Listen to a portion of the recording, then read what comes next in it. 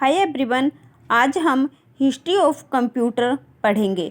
तो first one is abacus, one of the earliest non computing devices and helped in calculating arithmetic problem. तो one of the earliest non computing device, जो सबसे पहले calculating device के नाम से जाना जाता है, वो है अबेकस। और ये कैलकुलेटिंग में हेल्प करता है, इसलिए इसे फर्स्ट कैलकुलेटर भी बोला गया है। तो क्वेश्चन ये भी पूछा जाता है कि फर्स्ट कैलकुलेटर कौन है, तो वो है abacus. Second one is Pascal's calculator, invented by Blaise Pascal. जो पास्कल कैलकुलेटर है वो किसके द्वारा इन्वेंट किया गया है? इन्होंने अपने नाम से इसे इन्वेंशन किया है, तो वो है Blaise Pascal. A mechanical calculator for adding and subtraction, so called as adding machine. तो ये जो है पास्कल कैलकुलेटर जो है वो किस लिए यूज किया जाता था? एडिंग और सब्सट्रैक्शन के लिए, इसलिए इसे एडिंग मशीन भी कहा जाता है। तो फर्स्ट वन क्या है कि फर्स्ट कैलकुलेटर क्या है, तो वो है अबेकस। और दूसरा एडिंग मशीन, एडिंग मशीन के नाम से किसे जाना जाता है, तो वो जाना जाता है पास्कल कैलकुलेटर को। ठीक है। Third one is Charles Babbage, first gave the idea of computer and also known as father of computer. तो सबसे पहले कंप्यूटर का आइडिया किसने दिया है? वो दिया है चार्ल्स बेबेज ने, और इनको जो है वो कंप्यूटर का फादर भी कहा जाता है।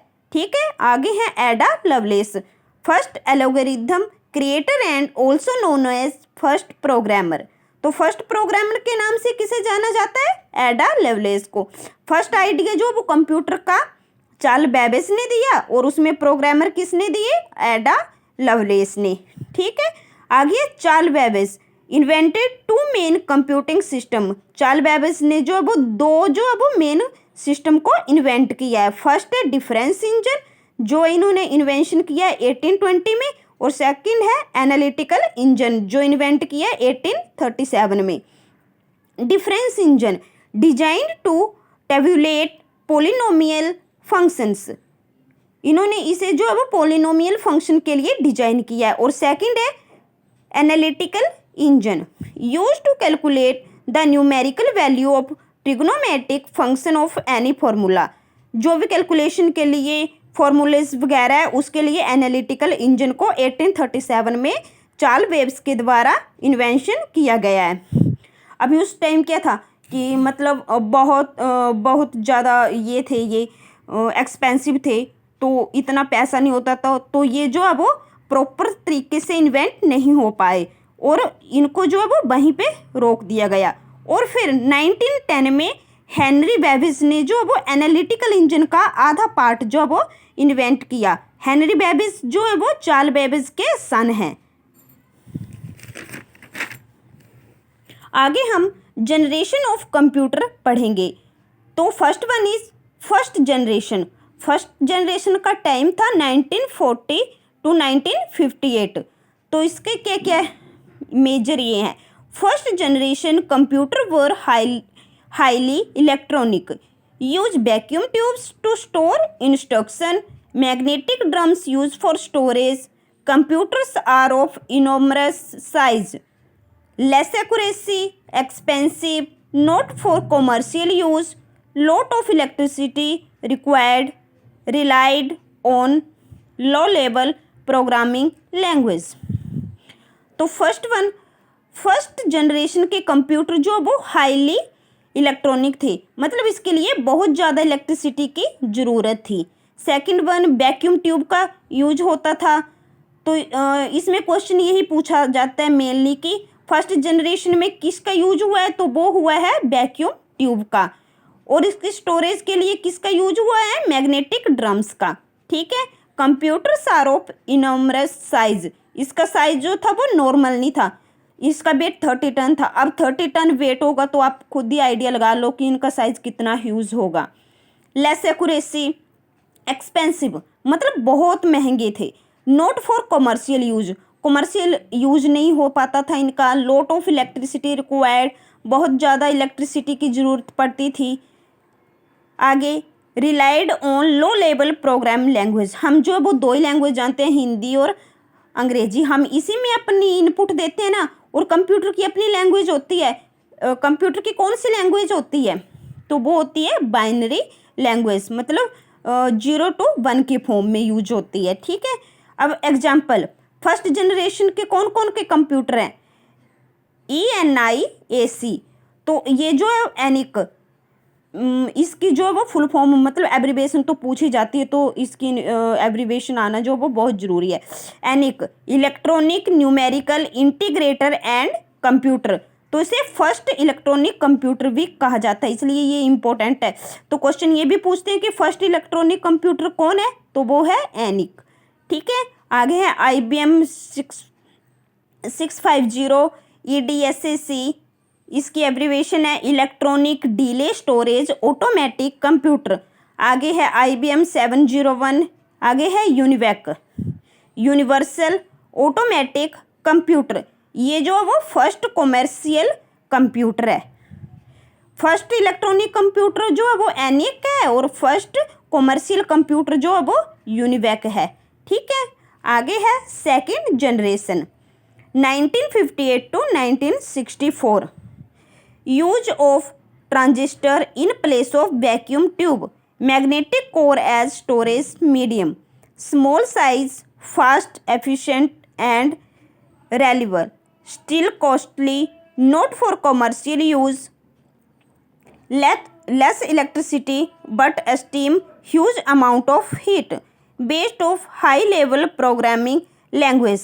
अब क्या है, फर्स्ट जनरेशन में किसका यूज हुआ था? वैक्यूम ट्यूब का, और इसमें किसका यूज हुआ है? ट्रांजिस्टर का। इसने वैक्यूम ट्यूब की जगह किसे रिप्लेस कर दिया गया? ट्रांजिस्टर को। ठीक है, आगे है उसमें मैग्नेटिक ड्रम्स का यूज हुआ था फर्स्ट जनरेशन में, और सेकंड जनरेशन में मैग्नेटिक कोर का। तो ये पूछा जाता है कि फर्स्ट जनरेशन में किसका यूज हुआ है? तो फर्स्ट जनरेशन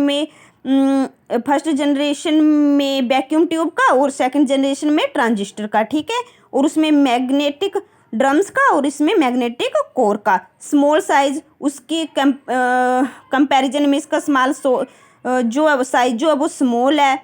फिर कॉस्टली वो भी थे और कॉस्टली ये भी हैं, इनका भी कॉमर्शियल यूज नहीं था। लेस इलेक्ट्रिसिटी, बट इलेक्ट्रिसिटी थोड़ी सी कम हुई, बट हीट जो वो ह्यूज अमाउंट में इंक्रीज होती थी। Based of high level programming language. ठीक है, अब सेकंड जनरेशन के एग्जाम्पल क्या क्या हैं? वो हैं IBM 1620, IBM 1794, CDC 1604, CDC UNIVAC 1108। ठीक है, अब इसके यूज और एग्जाम्पल देख लेना एक बार, ये बहुत इंपॉर्टेंट है। आगे है थर्ड जनरेशन 1965 to 1974। इसमें क्या है? Use of IC integrator circuit. तो फर्स्ट जनरेशन में किसका यूज हुआ था? वैक्यूम ट्यूब का। सेकंड जनरेशन में ट्रांजिस्टर का। थर्ड जनरेशन में IC का। ठीक है, तो ये देख लेना कि फर्स्ट जनरेशन में, सेकंड जनरेशन में किस में रिप्लेस हुआ, फिर थर्ड जनरेशन में किस में रिप्लेस हुआ। ठीक है, आगे इंक्रीज्ड स्पीड एंड स्टोरेज। अब जैसे जैसे जनरेशन बढ़ती जाएगी तो थोड़ी थोड़ी इंप्रूवमेंट तो होती जाएगी ना इसमें, तो इसकी स्पीड जो वो इंक्रीज हुई।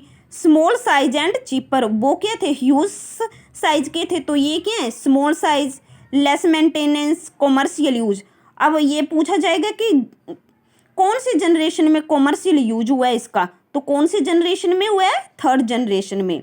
स्टिल जनरेट हीट, तो इसमें हीट जो वो कम जनरेट होती है। अब यूज, कॉमर्शियल यूज तो हुआ, पर कहाँ हुआ? Airlines, reservation system, credit card billing में, मार्केट फोरकास्टिंग में।